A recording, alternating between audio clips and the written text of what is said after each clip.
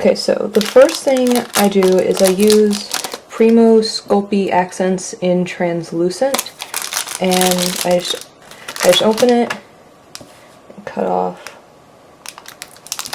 a little corner. This is way more than you actually need, but it's easier to work with, so cut it in half and put that aside, and then I just take it and roll it up in my hands just so it's a little bit easier to work with. It flattens out better. You squish it. Once you've got it squished and just warm, just squish it out into, you know, a little flattish piece. And what you're going to do is, I use one of these, just cut a triangle about the size of the doll's nail. Just 1, 2, so it ends up looking like that. Let me get rid of this.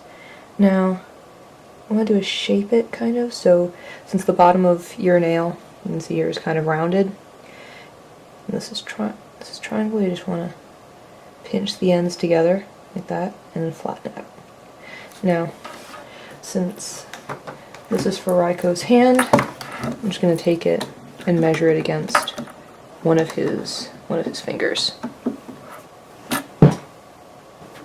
So, take the 2B nail and just place it over the finger you're measuring for. Squish it on a little bit, make sure it's good. And so that's kind of what it looks like before. I'm probably gonna trim it down a little bit. This is a little thick, so I'm just gonna squish it down a little bit. Squish it down, fix the points, now it's a little bit sharper. Then try it on his hand again. Now, to make the curve, I just use the side of this, excuse me, place it down. That's got a little curve in it, and measure it again. Just keep making little adjustments to it until you're happy with how it looks on the doll's hand. So that's what a little nail looks like, and it's really soft now because I haven't baked it. Since this is Sculpey, you're going to have to bake it. I think the instructions are 275, 15 minutes for every 1/4 inch, but look that up, I might be wrong. So that's what that looks like. For comparison, these are nails. This is the nail I just did, and then here's one I put in the oven earlier today. So just so you can see the difference, it does become a bit more clear, a bit more nail-like, I guess. So, alright, I'm gonna go bake this other one, then put them on him. Okay, as you can see, I have 5 little pieces here, a thumb and the 4 fingers. I just spread them out like that so I know which is which. And I'm going to use hot glue to attach them. I looked up a little bit, and you can get hot glue on and off dolls and it should be okay. But the reason I want to use hot glue instead of Elmer's glue is because I tried using Elmer's glue the first time I did these, and they just came off so easily, it was really annoying.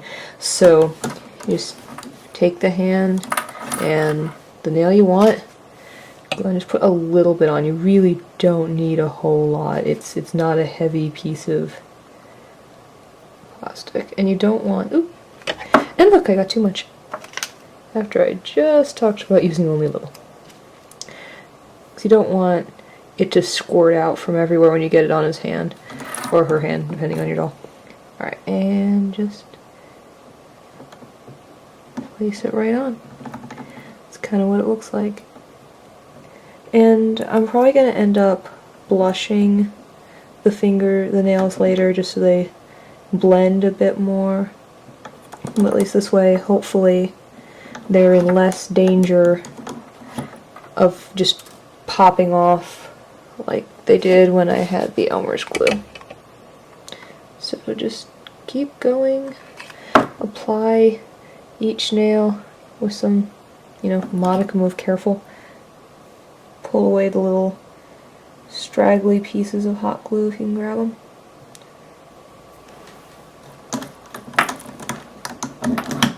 And you can see the two hands, one with the claws and one without. So I'm going to do this hand over here for the second one. Alright, and there you can see the nails, how they look.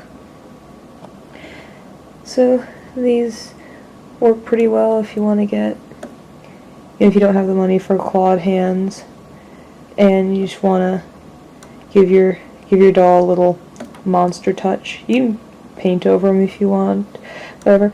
Hope this was helpful to anybody. If anyone has any, tips to make the process better or other ideas about how to give your dolls claws, feel free to leave a comment, a video response if YouTube still does that.